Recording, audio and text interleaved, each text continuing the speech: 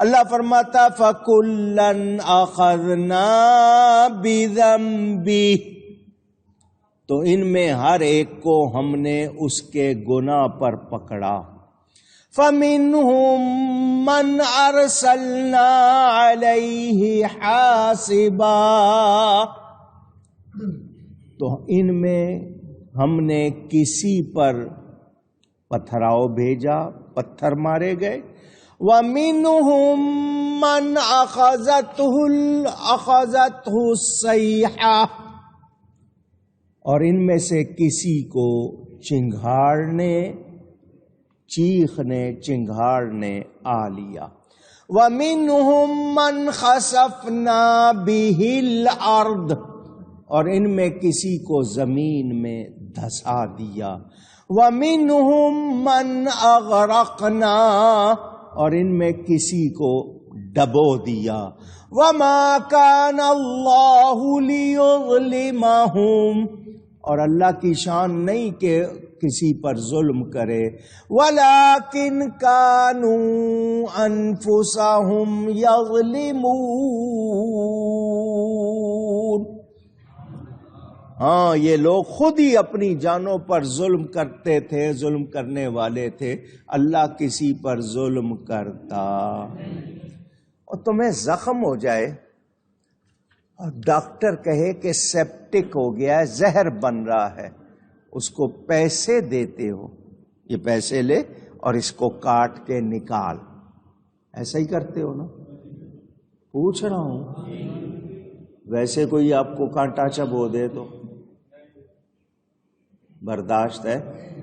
تو نے مجھے کانٹا چبویا، آپ اس کا گریبان پکڑ لیں گے، مار کٹائی شروع کر دیں گے، کیا کچھ کر دیں گے. اور زخم ہو گیا تو خود کہہ رہے ہیں یہ پیسے مجھ سے لے، میرے جسم کو کاٹ اور اس میں سے یہ زہر نکال تاکہ پورا جسم خراب. ایسا ہی ہے نا؟ انسان ہو، سمجھدار ہو. کیا مثال ابھی تک بات سمجھ نہیں آئی؟ اگر گناہ کر لیا ہے توبہ کرو، صدقہ خیرات کرو، جتنا گناہ کیا اس سے زیادہ نیکی کرو. مگر ہم کرتے دیکھا جائے گا. اگر ایمان کی اہمیت ہوتی تو ہم کبھی ایسا نہ کرتے. ہم ایمان کو اہمیت دیتے، باقی باتیں بعد میں ہوں گی. صحابہ آ رہے ہیں نبی پاک صلی اللہ علیہ وسلم کے پاس، عورت ہے، گناہ ہو گیا اس سے، صحابیہ ہے، ہو گیا گناہ. حضور طاہرنی، مجھے پاک کیجئے، مجھے ایمان تھا نا، ایمان کی چادر نے داغ برداشت نہیں. فرمایا جب بچہ ہو جائے تب آنا. آج کوئی ہوگا تو بھاگ جائے گا یا نہیں؟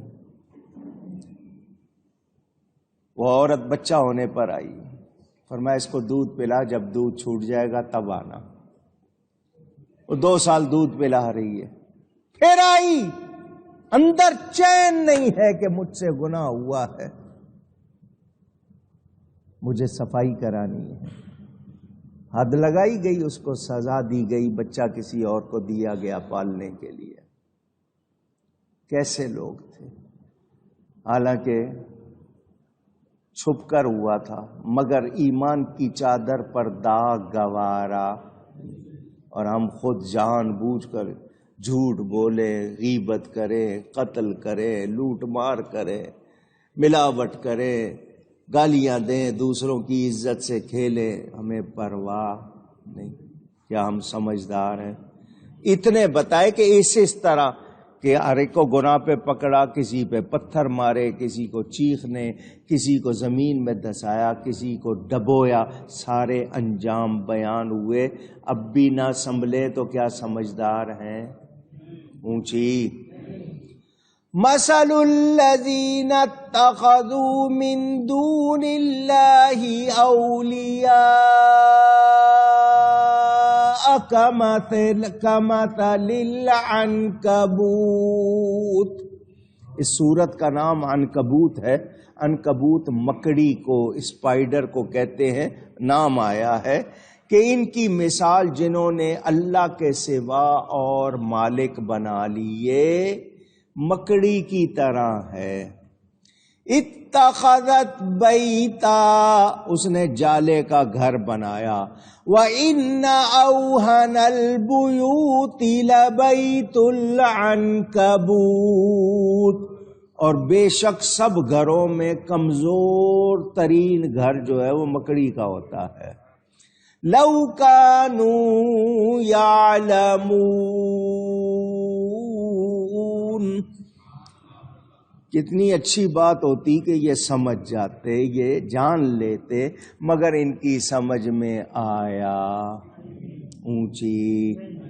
قوم لوط، قوم اس پر پتھراؤ ہوا، قوم سمود آواز سے ہلاک ہوئی، قارون زمین میں دھسایا گیا، قوم نوح غرق کی گئی۔ ان واقعات سے سبق سیکھنا چاہیے یا نہیں؟ یعنی یہ عذاب ہم نے ان بے قصور پر نہ بھیجے، بلکہ انہوں نے خود برے کام کر کے، جیسے کہتے ہیں نا کوئی خودکشی کر کے موت کو خود بلا لیتا ہے، تو لوگوں نے غلط کام کر کے خود یہ عذاب اپنے اوپر مسلط کروائے۔ ظلم نہیں اللہ کرتا، اللہ کے بارے میں سوچا بھی نہیں جا سکتا ظلم کی بات، انسان اپنے آپ پر خود ظلم کرتا ہے، خود ہم لوگ گناہ کرتے ہیں، نافرمانی کرتے ہیں، تو یہ ہم خود پر کیا کر رہے ہیں؟ دوسرے کی ملک میں ناجائز تصرف کرنا، کسی کا حق نہ دینا، کسی کا حق روک لینا، مار لینا، یہ کیا ہے؟ اونچی۔ اور ہم اس طرح ظلم کر رہے ہیں یا نہیں کر رہے؟ بھائی بھائی کے ساتھ، بہن بھائی، اولاد ماں باپ، رشتہ دار، کس کو کیا کہہ رہے ہیں، کس کے ساتھ کیا کر رہے ہیں، ظلم ہے یا نہیں ہے؟ اونچی۔ تو ظلم کا بدلہ پھر ہم ظلم کر کے خود اپنے لیے تکلیف کا سامان کرتے ہیں۔ اللہ تعالی ہمیں ہدایت عطا فرمائے۔ یہ 20واں پارہ ختم ہو رہا ہے، 2 آیتیں باقی ہیں۔ 20واں پارہ پورا ہو جائے گا، 2 آیتیں باقی ہیں، اس کے بعد 21واں پارہ انشاءاللہ شروع ہوگا۔ حضرت والد صاحب قبلہ رحمت اللہ علیہ جب کراچی آئے تھے، میمن مسجد بولٹن مارکیٹ کے خطیب بن کر، انہوں نے وہاں سورہ فاتحہ سے جمعے میں یہ درس قرآن شروع کیا تھا تفسیر کا۔ 27 سال میں 9 پارے بیان کیے تھے، قرآن کے 9 پارے 27 سال میں۔ ان کے بعد سورہ توبہ شروع ہوئی تھی ابھی، تو ان کا وصال ہو گیا۔ جس آیت سے انہوں نے چھوڑا تھا وہاں سے شروع کیا ہے میں نے۔ 40 سال ہو گئے، 10 پارے، صرف 40 سال میں کتنے پارے؟ 10 پارے ابھی بیان ہوئے۔ اللہ نے چاہا تو انشاءاللہ پورا بیان ہوگا۔ گفتگو میں مجھ سے کہیں کوئی غلطی ہوئی ہو، اللہ تعالی اس کے رسول صلی اللہ علیہ وسلم کی بارگاہ میں توبہ کرتا ہوں۔ وآخر دعوانا ان الحمد للہ رب العالمین۔ یہ ربیع الاول شریف کا مہینہ اپنی گنتی پوری کر رہا ہے۔ شیخ محقق علی الاطلاق حضرت شاہ عبد الحق محدث دہلوی رحمت اللہ علیہ، یہ وہ ہستی ہیں جن کو حضور نے ہندوستان میں دین پھیلانے کو بھیجا تھا۔ روزانہ ان کو حضور کی زیارت ہوتی تھی۔ مغل اعظم اکبر کے زمانے میں یہ آئے، بہت بڑے عالم تھے، افغانستان کے رہنے والے تھے، آپ نے واقعہ سنا ہوا ہے۔ یہ اپنا وطن چھوڑ کے مدینہ گئے تھے حضور کے پاس، اور حضور کے روضے پر جا کر عرض کی تھی گھر چھوڑ کے آیا ہوں، رشتہ دار چھوڑ کے آیا ہوں، خاندان چھوڑ کے آیا ہوں، وطن چھوڑ کے آیا ہوں، مجھے اپنے پاس رہنے کی اجازت دیں، میں روزانہ آپ کے روضے کی زیارت کیا کروں گا، یہاں رہوں گا۔ حضور ان کو خواب میں ملے، فرمایا ہمارا حکم ہے ہندوستان جاؤ اور وہاں جا کر ہمارے دین کی تبلیغ کرو۔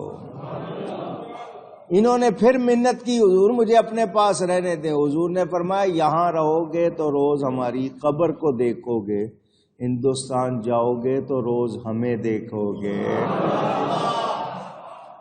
21 ربیع الاول ان کا عرس منایا جاتا ہے دہلی میں۔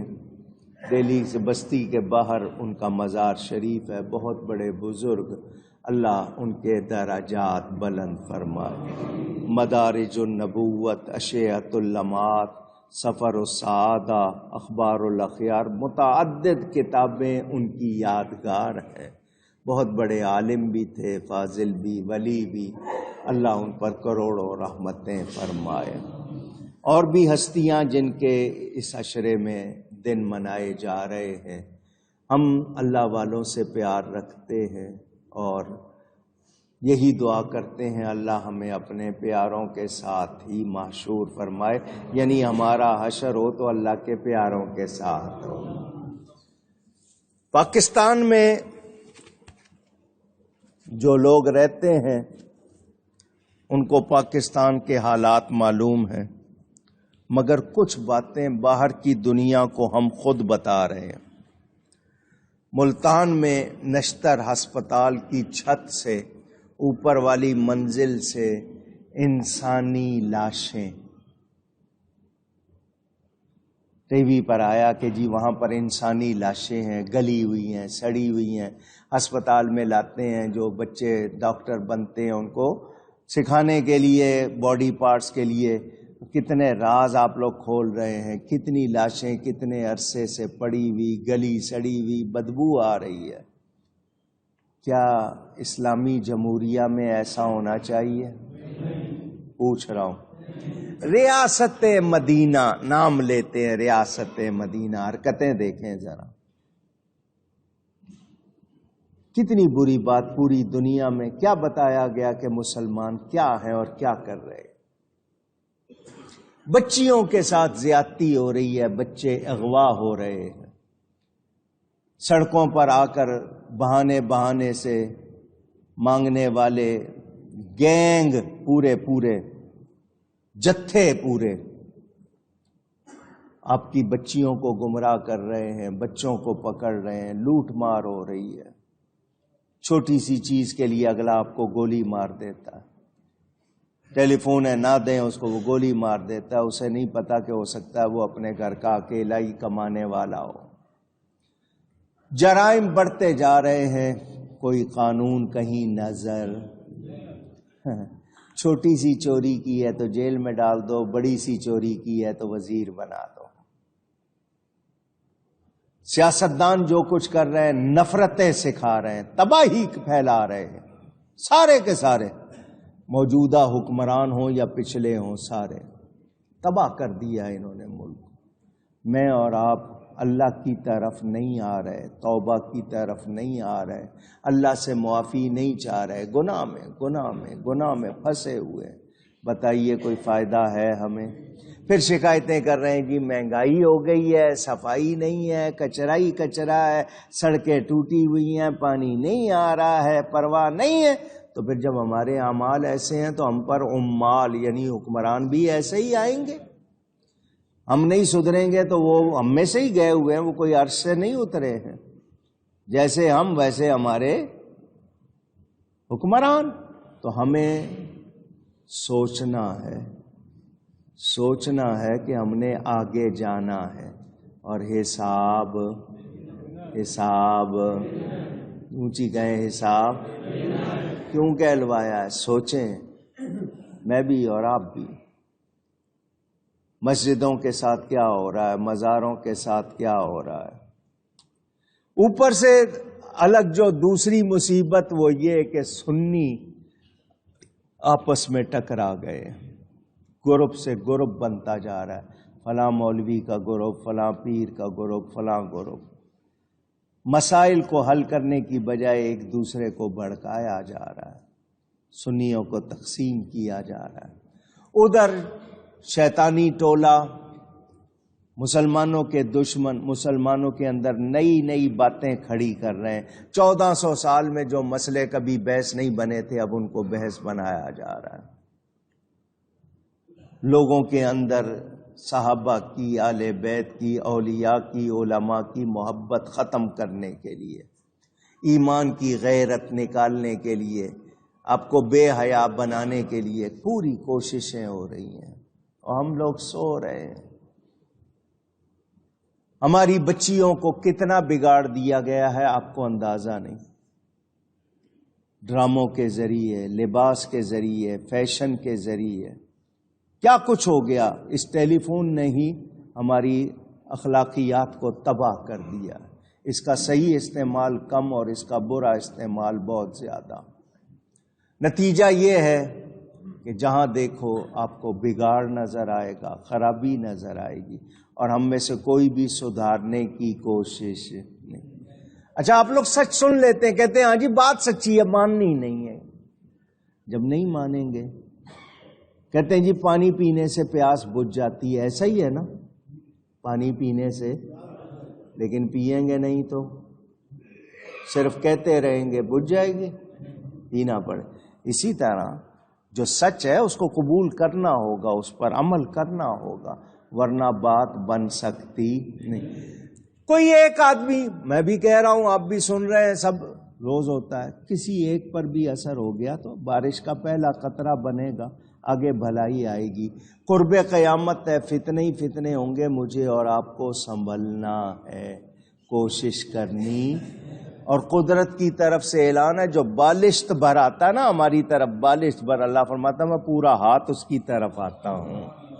جو میری طرف چل کے آتا ہے اللہ فرماتا ہے میں دوڑ کے آتا ہوں. یعنی اللہ کی رحمت فوراً ہمیں آغوش میں لے لیتی ہے. کوئی آئے تو صحیح. تو ہمیں کوشش کرنی چاہیے نیکی کی، بھلائی کی. اللہ تعالی ہم سب پر کرم فرمائے. اگلا مہینہ ہے 11ویں شریف کا، یکم ربیع الاخر، آپ لوگ ربیع الثانی بھی کہتے ہو. میری والدہ ماجدہ کا یوم وصال، پہلی تاریخ تھی چاند کی، ان کا وصال ہوا تھا. 2005 کی بات ہے، اب یہ 2022، 17 سال ہو گئے.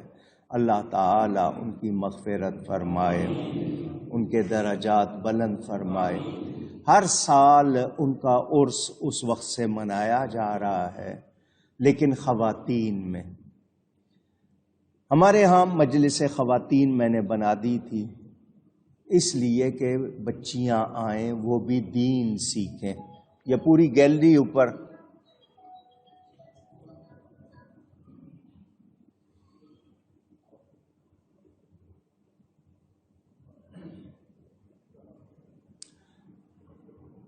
پوری گیلری ہے خواتین کے لیے، وہ آئیں دین سیکھیں. تو ان میں شوق بڑھانے کے لیے ایک تو یہ کیا کہ چاند کی 2 اور 21 تاریخ، چاند کی دوسری 2 تاریخ اور 21 تاریخ کو 2 گھنٹے کی ان کا پروگرام ہوتا ہے درود پڑھنے کا. 92 منٹ. ٹیلی فون لے کے توڑ کیوں نہیں دیتے اس کا؟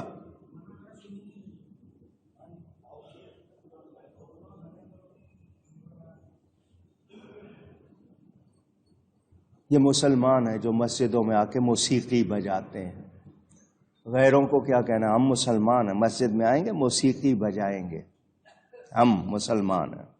یہ حال ہو گیا ہمارا. لیجیے جناب، مقصد تھا نیکی کا ان کو لگانا.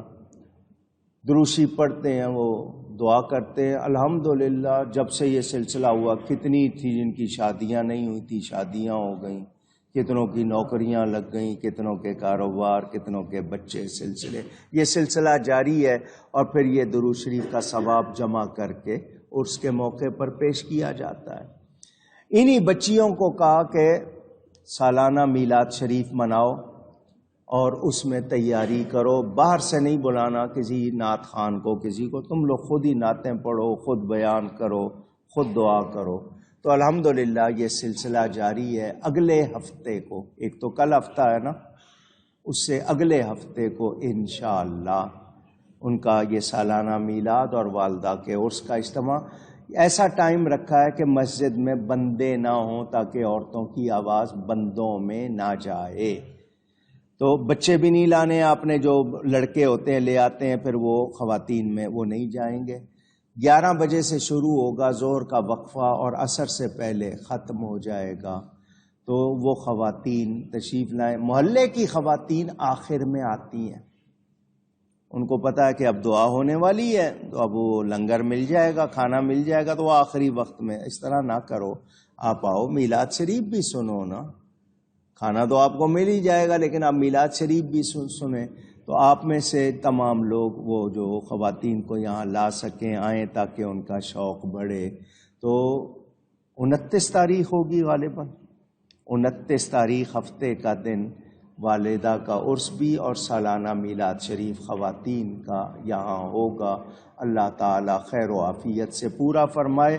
وہ مجلس خواتین اس کی تمام جتنی بھی ہیں، نگران بھی اور ان کی ساتھی ماشاءاللہ محنت کر رہی ہیں، سجا رہی ہیں، ساری وہ اپنا شوق پورا کر رہے ہیں. اللہ تعالیٰ قبول فرمائے.